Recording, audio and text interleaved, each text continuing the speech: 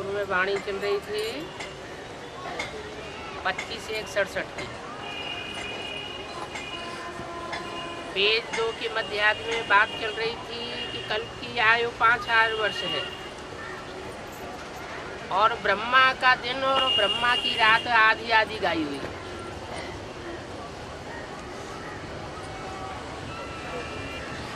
ब्रह्मा का दिन और ब्रह्मा की रात गाई हुई है। कहीं ये नहीं कहा कि प्रजापिता क्या दिन और प्रजापिता की रात गाई हुई है, नहीं। ब्रह्मा अंधेरे में आता है और ब्रह्मा उजाले में आता है। जब ब्रह्मा अंधेरे में आएगा तो ब्राह्मण भी अंधेरे में आते हैं। फिर ब्रह्मा के रात को दिन बनाने वाला कौन?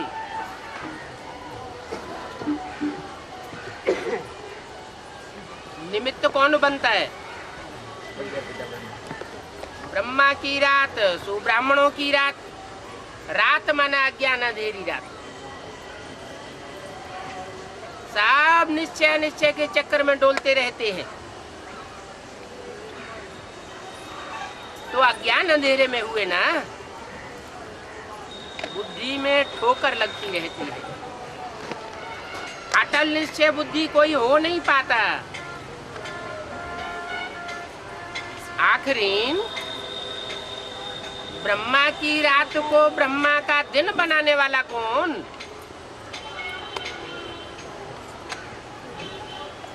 कोई कहेंगे शिव बाबा, शिव ज्योति बिंदु। अगर दिन बनाने के निमित्त कहा जाए, निमित्त साकार को कहा जाता है।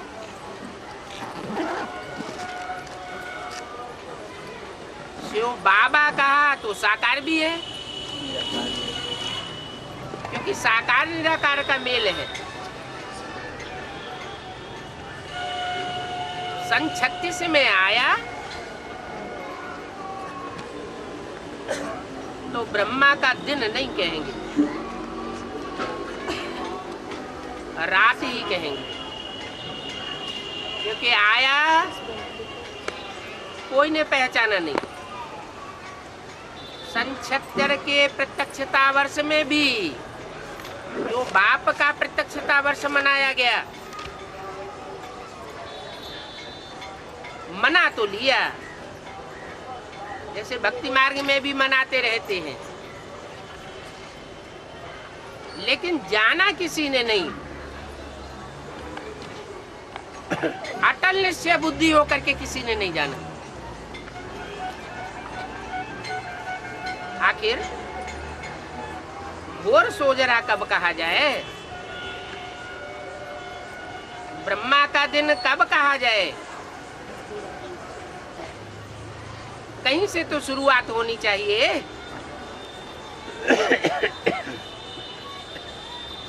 ज्ञान सूर्य प्रगटा अज्ञान अंधेर विनाश कहते तो हैं।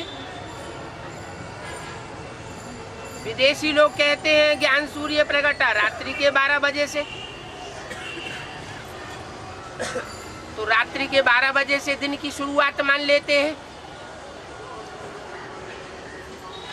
भारतवासियों की तिथि 12 बजे से नहीं पलटती। जब प्रैक्टिकल में सूर्य निकल आता है, सूर्योदय होता है, तब कहते हैं नए दिन की शुरुआत हुई।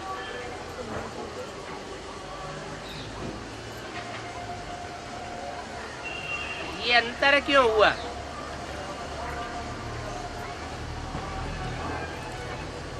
ये अंतर इसलिए हुआ कि ब्रह्मा नाम से जो पार्टधारी हैं वो अनेक हैं। मुरली में बोला है ना, ब्रह्मा तो अनेक हैं, प्रजापिता एक गाया हुआ है। ब्रह्मा जगदम्बा को भी कहेंगे, दोनों का अर्थ एक ही है। ब्रह्म माने बड़ी, माँ माने माँ, जिससे बड़ी कोई माँ होती नहीं। और सारे जगत की अम्बा वो भी माता है, उसकी कोई माता होती नहीं। लेकिन दोनों ही अज्ञान अंधेरे में, इसलिए बोला कि एक के पतित बनने से सब पतित बन जाते हैं, एक के पावन बनने से सब पावन बन जाते हैं। एक की बुद्धि अगर पावन बन जाए तो नंबरवार सब मालाएं तैयार हो जाए। चाहे छोटी माला हो, छोटी सी छोटी, और चाहे बड़ी सी बड़ी माला हो।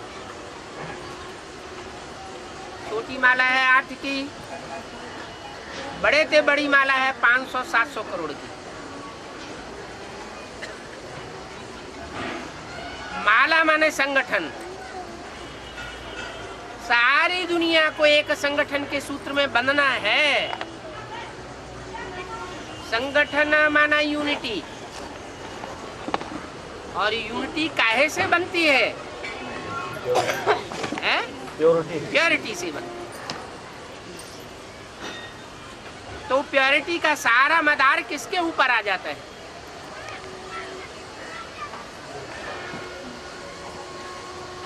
प्रजापिता के ऊपर आता है, ब्रह्मा नाम के जो भी हुए उनके ऊपर आता है, या नंबरवार ब्राह्मणों के ऊपर आता है?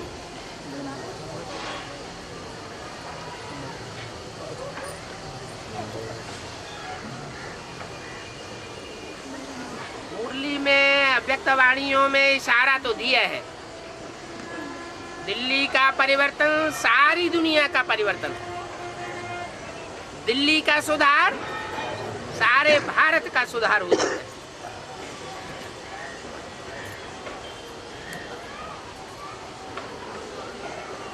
दिल्ली एक ऐसा शहर है, एक ही है, जहां हर धर्म की आत्माओं ने राज्य किया है। सब उसकी गोद में पले हैं। जगत जननी है।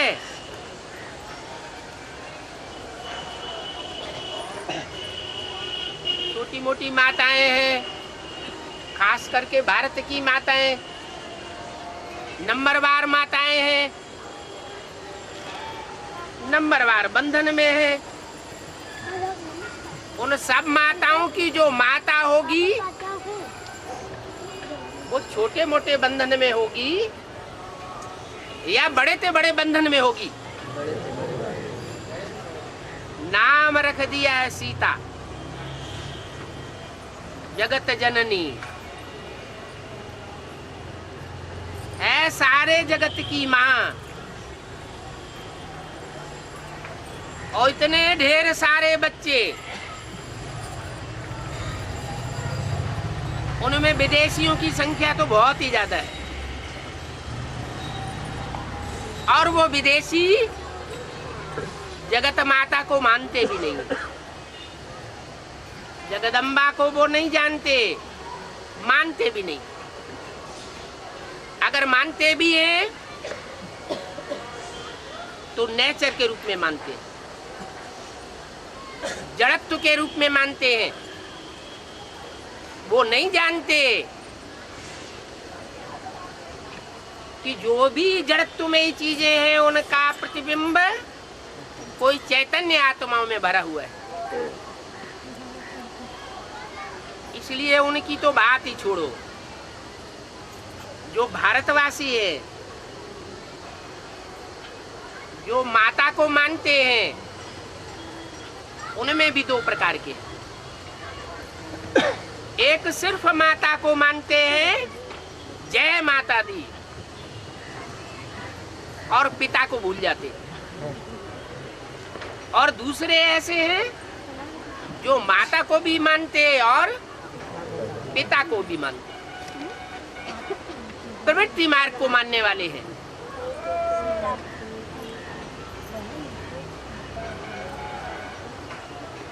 एक तरफ है राम और एक तरफ है रावण। राम से ज्ञान आता है, रावण से अज्ञान आता है।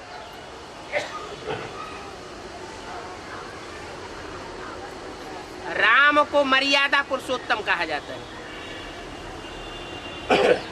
और रावण को व्यभिचारी कहा जाता है।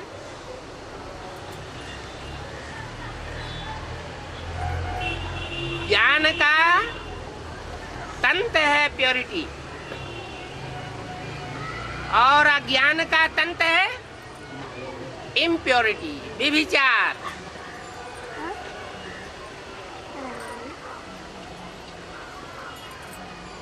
व्यभिचार रावण फैलाता है, पहले तो अनेक मतें फैलाता है। अनेक मतें फैलाने के कारण उसको 10 शीश वाला दिखाया जाता है। मत मतांतर में अंतर पड़ता है तो दृष्टि वृत्ति में भी अंतर पड़ जाता है। एक जैसी समान दृष्टि किसी की रह नहीं सकती और दृष्टि वृत्ति में जब अंतर पड़ता है तो वाचा में भी अंतर पड़ जाता है। एक जैसी वाचा सब बोल ही नहीं सकते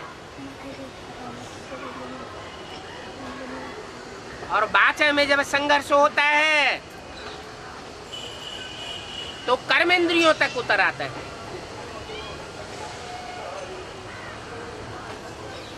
कर्मेंद्रियों से हिंसक युद्ध करने लग पड़ते हैं। अब वो युद्ध का रूप चाहे 5-4 वर्ष के ड्रामा में 63 जन्मों का हो, ब्रॉड ड्रामा का रूप हो, और चाहे संगम युग में शूटिंग पीरियड का सूक्ष्म रूप हो।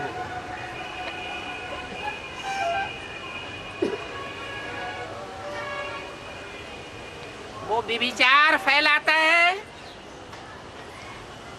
तो सबसे ज्यादा दुख किसको होता है?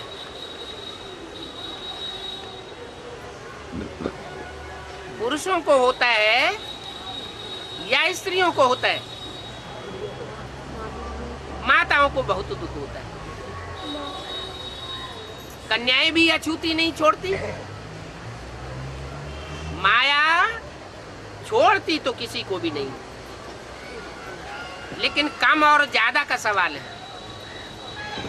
तो माताओं में जो सबसे बड़ी माता है उसकी तो सबसे जास्ती दुर्गति होती है। 3 मूर्तियां हैं, नंबरवार सूक्ष्म वतन के तबक्के में बैठी हुई है। एक मूर्ति सबसे ऊंचे धाम की ओर बैठी हुई है, क्या नाम है? शंकर। और दूसरी मूर्ति उससे नीचे तबक्के में बैठी हुई है, विष्णु। और तीसरी मूर्ति जो साकार दुनिया है, प्रकृति के 5 तत्वों वाली दुनिया, उस 5 तत्वों के सबसे नजदीक बैठी हुई।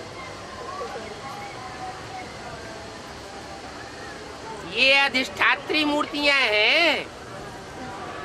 कोई शांति धाम की अधिष्ठात्री है, कोई सुखधाम की अधिष्ठात्री है और कोई दुखधाम की अधिष्ठात्री है। ऐसे नहीं कि दुखधाम में हमेशा दुख ही दुख मिलता है, सुख मिलता ही नहीं है। नहीं, दुख ज्यादा और सुख क्षण भंगुर होता जाता है। तो वो अज्ञान की दुनिया कही जाती है। अज्ञान माने अंधेरा।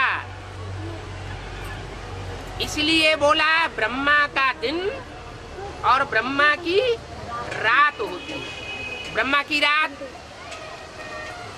को ब्रह्मा का दिन बनाने वाला कौन?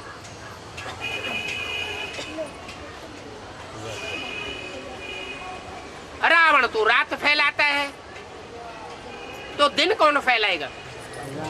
निमित्त कौन बनेगा रावण के मुकाबले?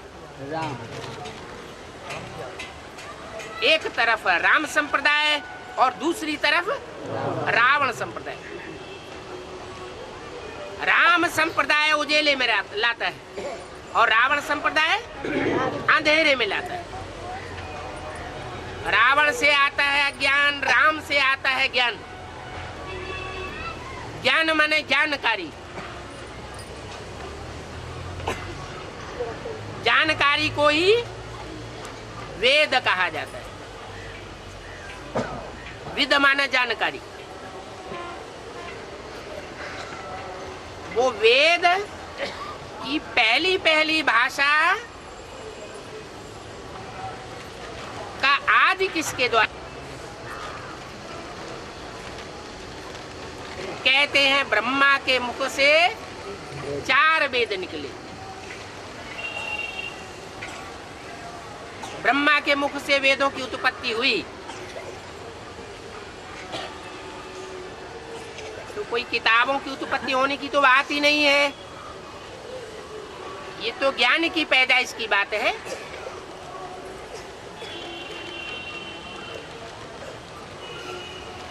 तो जो आदि ब्रह्मा है उसके मुख से ऋक, ऋक माना सच्चाई, पहली पहली सच्चाई निकली बीज रूप में। निकली तो, लेकिन उसमें भी 2 रूप हो गए। एक उस सच्चाई को सुनने और सुनाने वाली, और दूसरा रूप हुआ उस सच्चाई को सुनने सुनाने के साथ साथ समझने वाली मूर्ति। ज्ञान सुन लिया जाए, समझ लिया जाए, दोनों बातें अगर होती हैं तो प्रैक्टिकल एक्ट में आ सकता है। अगर सिर्फ सुन लिया जाए और दूसरों को सुना दिया जाए और प्रैक्टिकल में ना आवे, खुद अपना सुनने वाले सुनाने वाले का जीवन न पलटावे, तो वो ज्ञान नहीं है, अज्ञान है। रावण प्रकांड विद्वान था। जैसे ब्रह्मा के हाथों में वेद शास्त्र दिखाए जाते हैं, ऐसे रावण के हाथों में भी वेद शास्त्र दिखाए जाते हैं। दोनों को ही प्रकांड विद्वान माना जाता है। अंतर किस बात का है? ब्रह्मा में धारणा होती है सात्विक स्वरूप में, और रावण आता ही है द्वापर युग से, द्वैतवादी युग से, 2 मतें फैलाने वाले युग से। द्वैत बढ़ता जाता है, 2 में से 2, 2 में से 2, अनेक धर्म हो जाते हैं, अनेक मत मतांतर हो जाते हैं।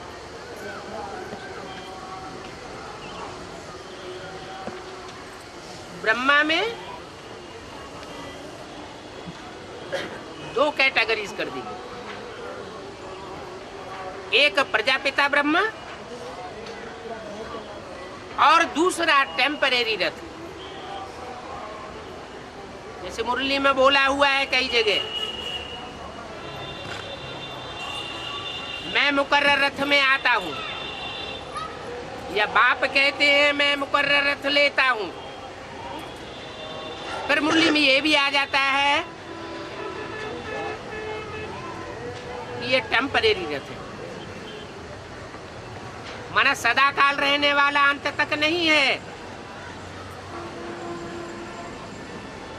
तो यज्ञ के आदि में जो माताएं थी,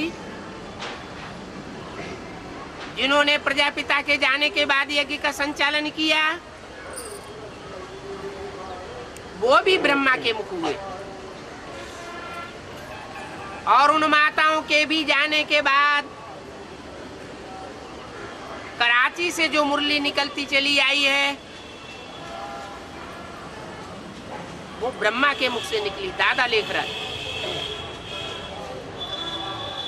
वो भी ब्रह्मा का मुख है।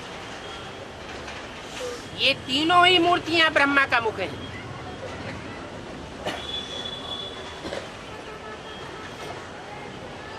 और वही आदि वाली दोनों माताएं,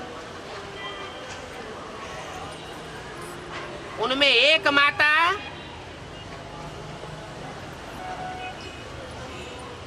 बोलने वाली नहीं थी,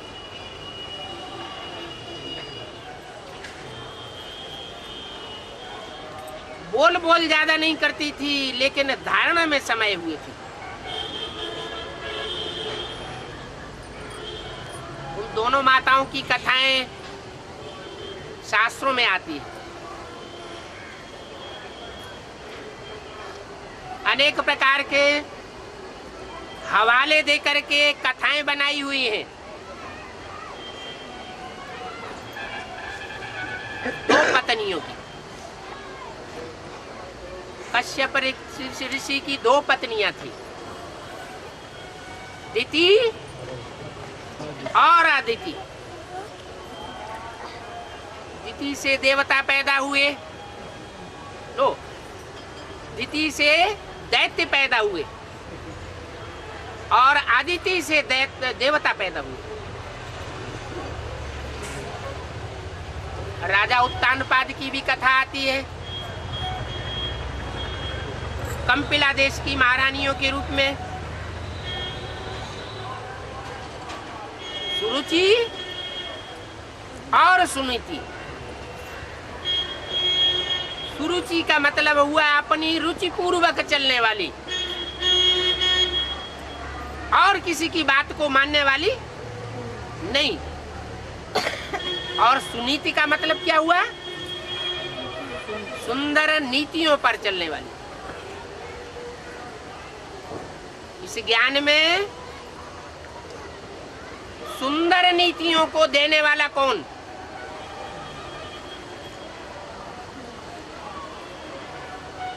अरे शिव बाबा।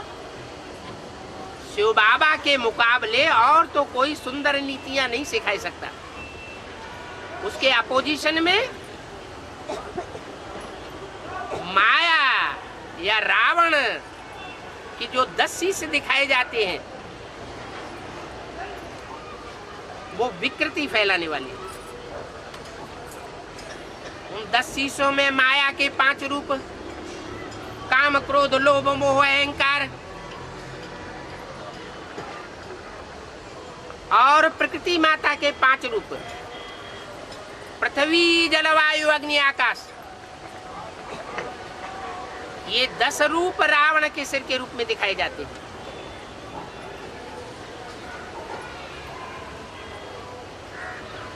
रावण अर्थात रुलाने वाला। रावण पुरुष था या स्त्री के रूप में था? भक्ति मार्ग में तो पुरुष रूप ही दिखाया जाता है। भक्ति मार्ग में 10 सिरों को पुरुष दिखाते हैं, और ज्ञान मार्ग में बाबा ने क्या बताया? 5 पुरुष मुख और 5 स्त्री मुख। बाबा ने तो सही बताया। प्रकृति माता है, जो अव्यक्त वाणी में बोला है। क्या बोला है? कि प्रकृति दोनों हाथों में झाड़ू लेकर के खड़ी हुई है।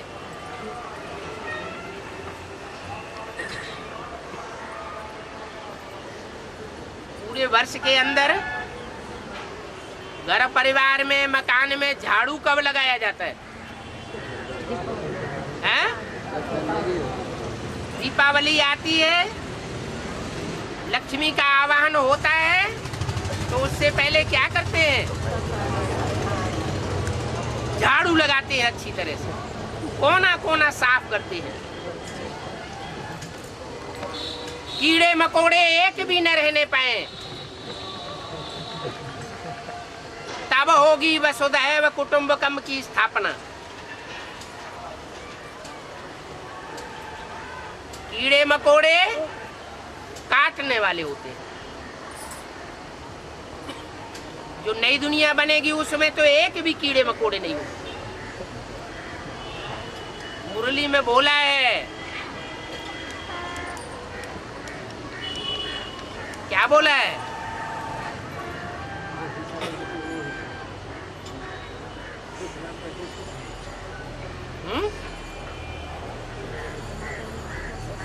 ऐसे ही स्वर्ग आ जाएगा क्या?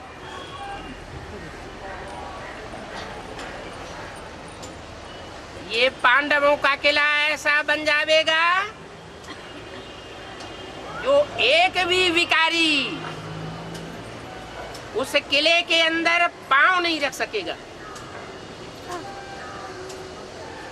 अभी कोई संगठन रूपी ऐसा किला बेसिक में या एडवांस नॉलेज में दिखाई पड़ता है? कहीं देखा है किसी ने जो कोई विकारी उस संगठन में पांव न रख पाता हो?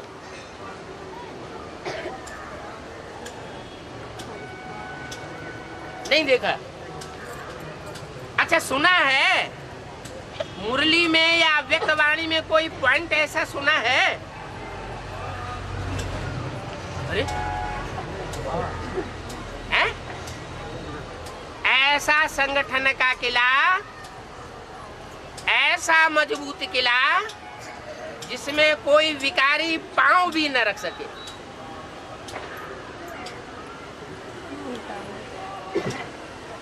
अच्छा,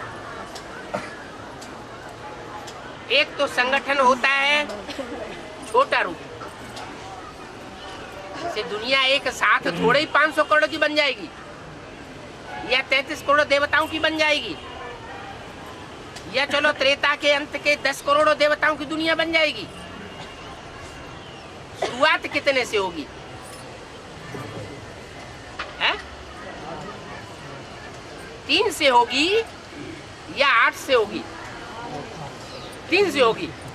3 में तो एक दुखधाम की मूर्ति बता दी गई, वो दुखधाम से चिपक के बैठ जाती है, छोड़ती ही नहीं।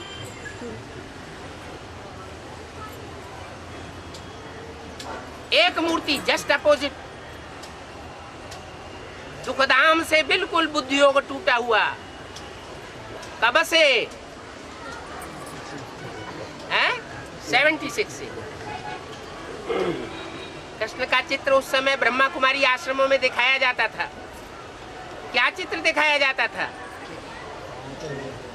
कृष्ण के चित्र की तरफ इशारा करके बाबा बोलते थे कि नई दुनिया तीरी पर बहिष्ट के रूप में ला रहा है और पुरानी दुनिया को लात मार रहा है। फिर ये भी बोल दिया 10 वर्ष में नई दुनिया आवेगी और पुरानी दुनिया खलास हो जाएगी। तो क्या चुटकी मारते खलास होने की बात बोली क्या? ऐसे तो नहीं होता है। इतनी 500-700 करोड़ की बड़ी दुनिया चुटकी मारते कैसे खलास हो जाएगी? टाइम तो लगेगा ना। अच्छा, प्रैक्टिकल में खलास हो जाएगी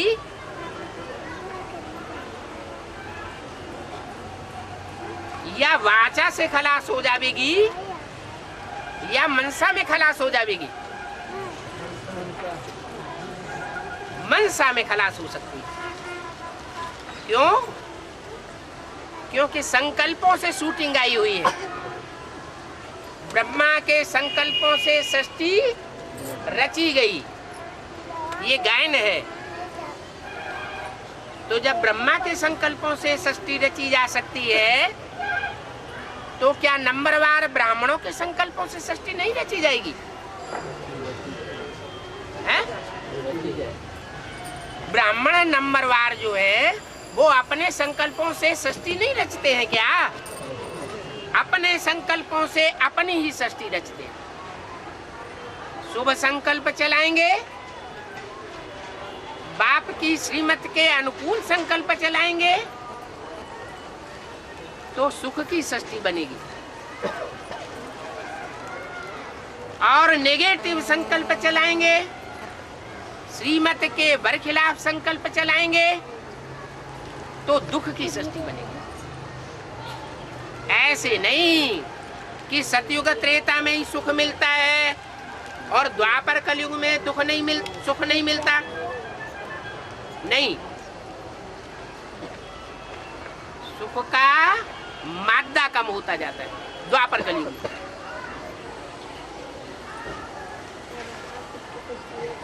कोई ऐसी आत्माएं भी बताई हैं जो 82-83 जन्म तक भी सुख में रहती हैं। जैसे देवी देवता सनातन धर्म के जो पक्के हैं उनके लिए बोला है कि तुम बच्चे दुनिया का पौना हिस्सा सुख भोगते हो और धर्मों के मुकाबले। इस्लामी, बौद्धिक, क्रिश्चियन आदि और धर्म वाले हैं ना, वो सब आधा सुख और आधा दुख भोगते हैं और तुम पौना हिस्सा सुख भोगते हो। पक्का माना देवी देवता सनातन धर्म का कोई प्रजावर्ग का भी क्यों न हो, वो भी कितना सुख भोगेगा? कम से कम इस सृष्टि में पौना हिस्सा सुख भोगेगा और चौथाई हिस्सा दुख भोगता है। तो सब ये तो प्रजावर्ग की बात हो गई। कोई तो तीव्र पुरुषार्थ करने वाले भी हैं, बहुत याद में रहते हैं, खूब अच्छा वाइब्रेशन बनाते हैं याद में, संगठन क्लास को कभी नहीं छोड़ते क्योंकि संगठन से बड़ा भारी वायुमंडल बनता है। तो क्या ये झूठी बात है? हमें नहीं अनुभव होता। चलो, अनुभव भले ना होता हो लेकिन मिसाल तो हिस्ट्री में मौजूद है। दुनिया के जितने भी धर्म हैं और उनकी हिस्ट्री 2500 साल की मिल रही है, उनमें कौन सा ऐसा धर्म है और कौन सा ऐसा देशवासी देश है जहां राजाई सबसे जास्ती चली हो? कौन सा धर्म है? ज्यादा से ज्यादा लंबे समय तक उन्होंने राजाई भोगी और राजाई उनको भी मिलती है संगम युग में। ऐसे नहीं कि वो द्वापर कलयुग में ही राजाई लेते हैं, क्योंकि 500-700 करोड़ जो भी मनुष्य मात्र हैं उन सबको ब्राह्मण बनना ही बनना पड़े। सारी सृष्टि ब्रह्मा की औलाद बनेगी, नंबरवार ब्राह्मण तैयार होंगे तो सुख शांति का वर्षा भी बाप से लेंगे, जिसे कहते हैं मुक्ति, जीवन मुक्ति का वर्षा। तो कौन से धर्म के लोग हैं जिन्होंने सारी दुनिया पर बहुत लंबे समय तक राजाई की है? राजाई में ही सुख होता है, ये भगवान की देन है राजाई। ये राजाई का पाठ, राजाई की पढ़ाई दुनिया में कोई भी मनुष्य मात्र नहीं पढ़ाता सिवाय भगवान की, और भगवान भी एक ही जन्म में आकर के ये पढ़ाई पढ़ाता है, अनेक जन्मों में नहीं पढ़ाता। एक जन्म में ही सारी पढ़ाई पढ़ा करके राजयोगियों को राजयोग सिखा करके राजाई दे जाता है जन्म जन्मांतर। तो कौन सा ऐसा धर्म है हिस्ट्री में जिसने सबसे लंबे समय तक राजाई की है?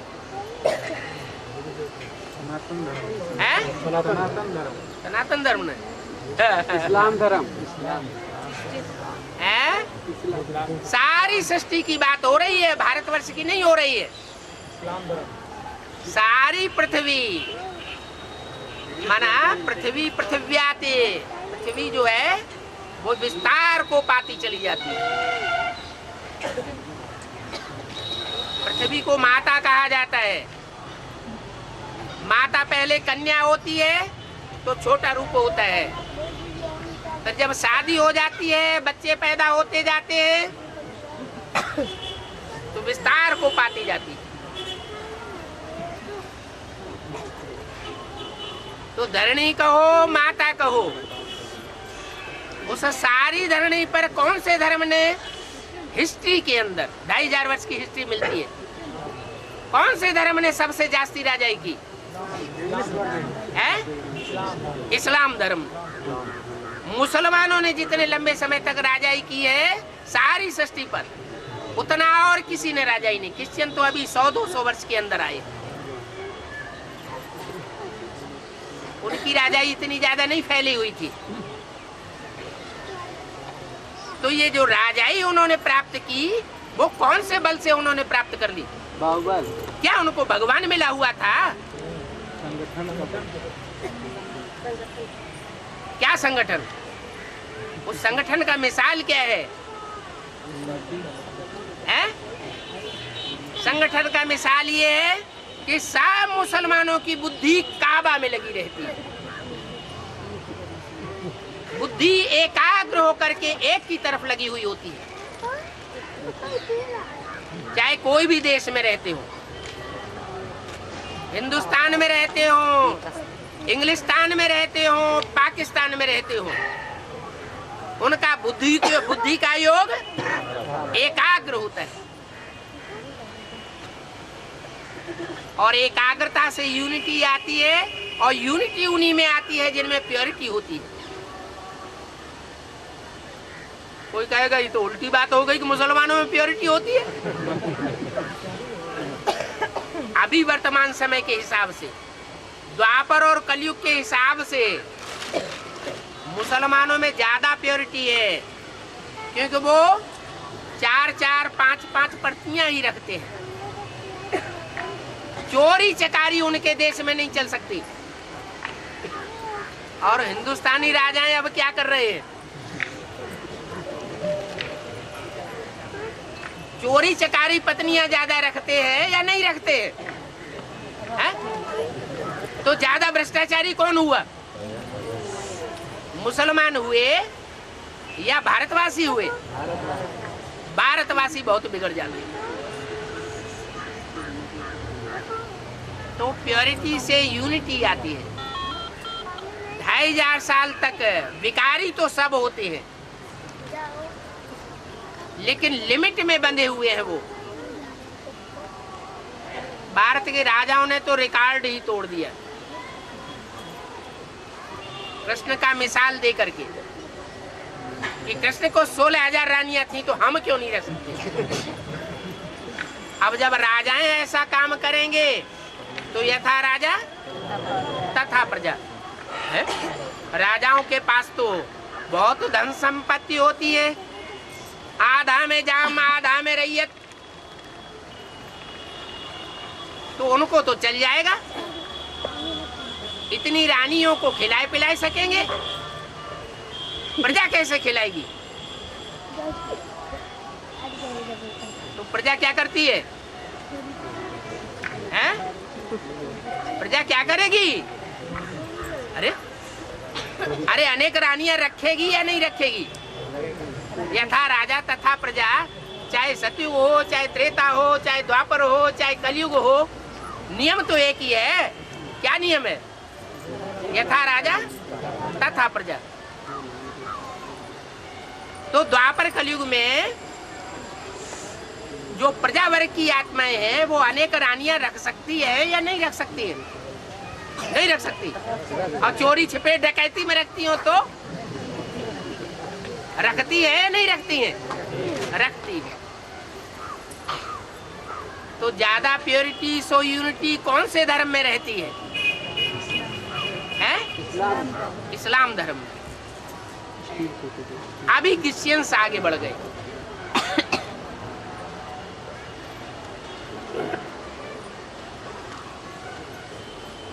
भारतवासी सबसे जास्ती नीचे गिरे हुए। जो थोड़ी बहुत राजाई चलती थी क्रिश्चियंस के जमाने में, नाम मात्र के तो राजा थे ना, वो सारी राजाई चट हो गई। अब बाप फिर कहते हैं, बच्चे जहां जहां कहीं भी तुम्हारे संगठन क्लासेस होते हैं, उन संगठन क्लासेस में जितना यूनिटी का ध्यान रखेंगे, संगठन को अटेंड करने का ध्यान रखेंगे, वाइब्रेशन को बनाने का ध्यान रखेंगे। वाइब्रेशन बनाने का मतलब ये है अलर्ट होकर के याद में बैठना। संगठन अटेंड करना अच्छी बात, याद में बैठना अच्छी बात, संगठित होकर के ज्ञान सुनना अच्छी बात। लेकिन अगर संगठन में बैठ करके झुटका खाते हैं तो डिससर्विस करेंगे या सर्विस करेंगे? डिससर्विस होगी। कोई के प्रति दृष्टि से, वृत्ति से गंदा वाइब्रेशन फैलाते हैं तो सेवा होगी या डिससर्विस होगी? संगठन का वायुमंडल ही खराब होता जाएगा। और बताइए, क्लास माना संगठन, क्लास में रेगुलरिटी और पंक्चुअलिटी। रेगुलर माना नित्य प्रति क्लास करना, ऐसे नहीं कि हमको तो ये काम है, वो काम है, हम बीमार है, ये है, वो है, 30 बहाने बना दिए और हम संडे जाएंगे, गुरुवार को जाएंगे, हम हमेशा नहीं जा पाएंगे। या हम संगठन, मासिक संगठन होगा तो एक बार जाएंगे। हम अपने घर में भी तो मुरली सुन सकते हैं, वही तो मुरली है। कौन सी? जो मुरली बाबा वीसीडी में, टेप रिकॉर्डर में चलाते हैं, वही तो मुरली है। लेकिन घर में वो वाइब्रेशन नहीं बनेगा संगठन का। इसलिए संगठित क्लास के ऊपर बहुत ध्यान देना है। कितना सहज कर दिया है।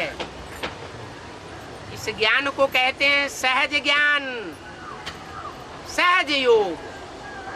भगवान आते ही है सब कुछ सहज करने के लिए, कुछ कठिनाई नहीं है। गली गली में गीता पाठशाला खुलती जा रही है।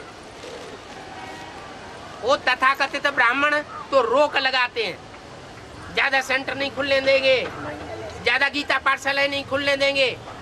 और यहाँ एडवांस में रोक नहीं लगाई जाती, सिर्फ थोड़ा सा नियम है, युगल है, भट्टी की हुई है 7 दिन की। ज्ञान में थोड़े अच्छे हिंदी जानने वाले हैं। ये 3-4 बातें हैं। तो कोई भी अपने घर में गीता पाठशाला खोल सकते हैं। एक गली में एक गीता पाठशाला होनी चाहिए।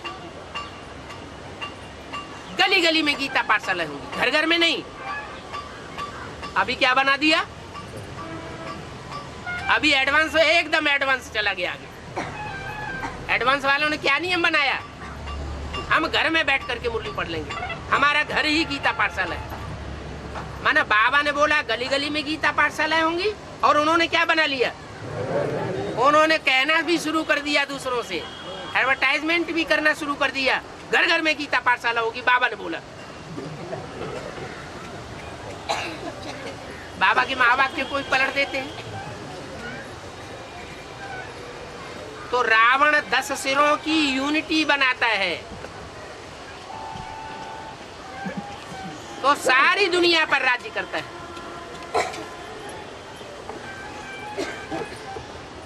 शास्त्रों में भी ये बातें आई है। संघौ शक्ति कलौ युगे, संघ में शक्ति होती है। संघ माने संगठन, जैसे नाम रखा है जनसंघ। वो नारा भी लगाते हैं जनसंघ वाले, पहले लगाते थे। हर जुल्म जोर की टक्कर में जनसंघ हमारा नारा है, पहले लगाते थे। अभी तो वो भी तमो प्रधान हो गए।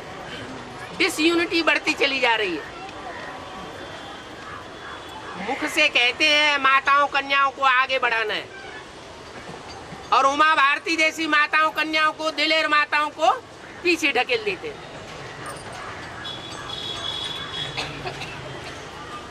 अब ऐसे तो संगठन नहीं बनने वाला है।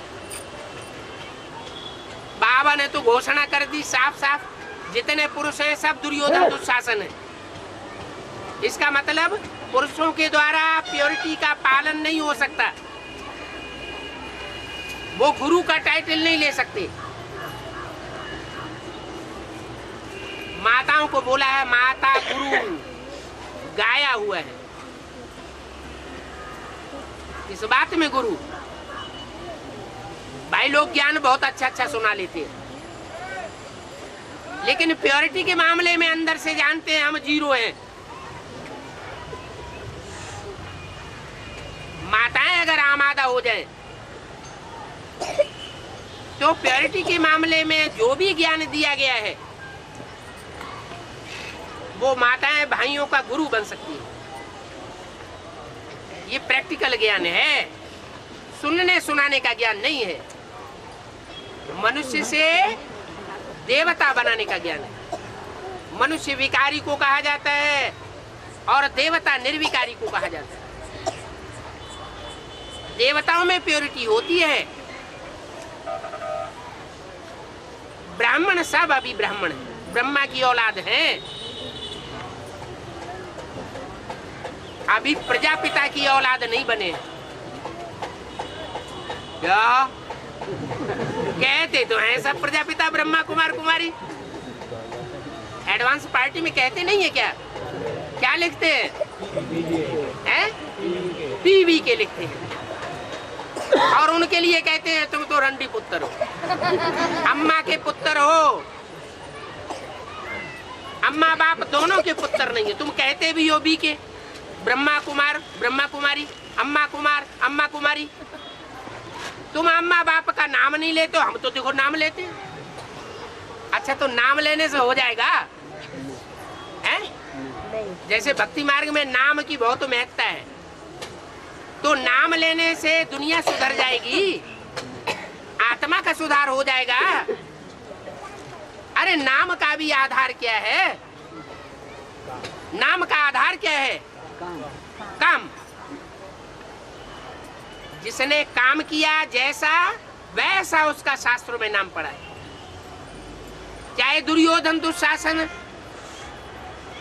रावण नाम पड़ा हो, और चाहे चाहे अच्छे अच्छे देवताओं का नाम पड़ा हो, वो सब काम के आधार पर नाम पड़े हैं। तो सिर्फ कह देने से प्रजापिता ब्रह्मा कुमार कुमारी नहीं हो जाएंगे। अभी भी क्या कहेंगे प्रैक्टिकल में? प्रैक्टिकल में ब्रह्मा कुमार है या प्रजापिता ब्रह्मा कुमार है? क्या है? प्रजापिता ब्रह्मा कुमार है। अच्छा, ब्रह्मा की रात को ब्रह्मा का दिन बनाने वाले कौन? प्रजापिता ब्रह्मा कुमार कुमारी या ब्रह्मा कुमार कुमारी? है प्रजापिता ब्रह्मा कुमार कुमारी दिन बनाएंगे, प्रजापिता के सहयोग से बनाएंगे ना। है? अगर कोई बात में विपरीत बुद्धि रहे तो नहीं बना सकेंगे। तो ब्रह्मा की रात और ब्रह्मा का दिन, ब्रह्मा की रात अभी भी चल रही है। जो भी पुरुषार्थी मनुष्य आत्माएं ब्राह्मण बनी है, वो सब निश्चय अनिश्चय के झलकोरे खाती रहती है। जैसे रात्रि के 12 बजे से ये तो सत्यता है कि सूर्य उदय होता है, घोर अंधकार कम होने लगता है, सूर्य पतन के गर्त से ऊपर आना शुरू होता है। लेकिन क्या एकदम सोजरा हो जाता है? एकदम सोजरा तो नहीं होता। ज्ञान धीरे धीरे बढ़ता है, विस्तार को पाता है, या एकदम विस्तार को पाता है? धीरे धीरे बढ़ता है। ज्ञान बुद्धि की चीज है। बुद्धिबाध्यता कलयुग के अंत में बढ़ती है या सतयुग के आदि में बढ़ती है? कलयुग के अंत में बुद्धिबाध्यता बढ़ जाती है और सतयुग के आदि में वो देवताएं बुद्धू हो जाते हैं। तो अभी बुद्धि का विकास तो हो रहा है क्योंकि सत्य ज्ञान मिल रहा है। सत्य बाप देने वाला है। बुद्धि विस्तार को पाती चली जा रही है। फिर ब्रह्मा की रात क्यों नहीं खलास होती? कारण क्या है?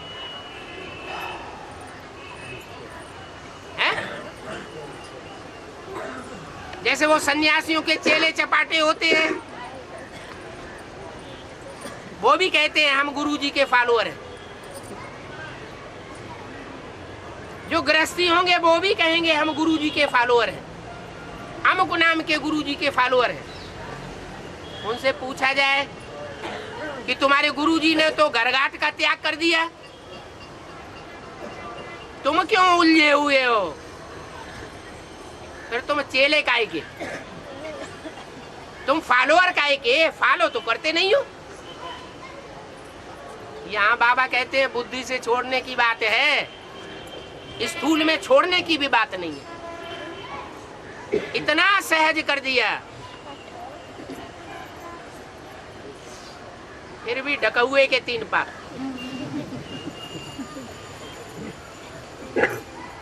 कैसी कैसी बातें बनाई हुई है लोगों ने।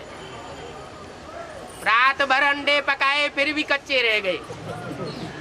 ये अज्ञान अंधेरी रात चल रही है, आत्मा रूपी अंडे पकाए जा रहे हैं।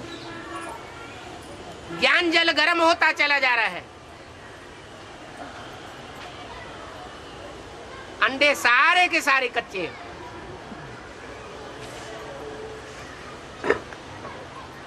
तो बात थी ब्रह्मा की रात को दिन बनाने वाला कौन और उसके सहयोग में रह करके रात को दिन बनाने वाले नंबरवार कौन?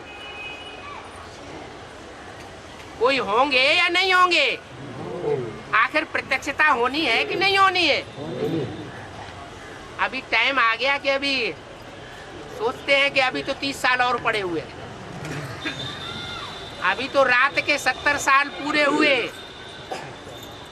अभी तो विष्णु की तीसरी मूर्ति का पार्ट रहा हुआ है ना प्रैक्टिकल में।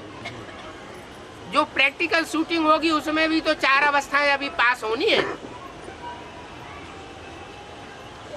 नंबरवार होंगी सतो प्रधान, सतो सामान्य, रजो और तमो, या सब एकदम फट से सतो प्रधान विष्णु बन जाएंगे? टाइम लगेगा ना। तो टाइम लगेगा, इसलिए अभी लंबा समय पड़ा हुआ है। अभी और थोड़ा आराम कर ले। तो वो समय चल रहा है क्या?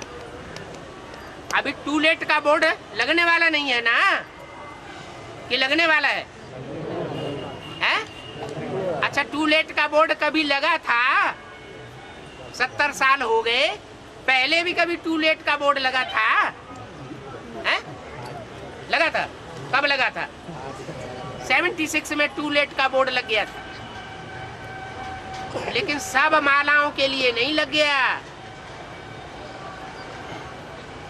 2 के लिए लगा। उनमें भी एक तो अभी एडवांस में ही नहीं है। लगना लगना न लगना बराबर की बात हो गई। एक के लिए टू लेट का बोर्ड लग गया। बाप आकर के विश्व की बादशाही देते हैं राजयोग बल से। ये राजयोग बल से सारे विश्व की बादशाही का लकबा जिसको लेना था उसने ले लिया। वो टू लेट का बोर्ड लग गया। ये टू लेट का बोर्ड भी बहुतों ने जाना और बहुतों ने अभी भी विश्वास नहीं हो रहा है। अगर विश्वास नहीं हो रहा है, संशय आता रहता है, तो अज्ञान की रात कहेंगे या ब्रह्मा का दिन कहेंगे? क्या कहेंगे? अभी भी अज्ञान के अंधेरे में है, इतना विस्तार को ज्ञान पाया हुआ है, फिर भी रिजल्ट बुद्धि में भी नहीं आया।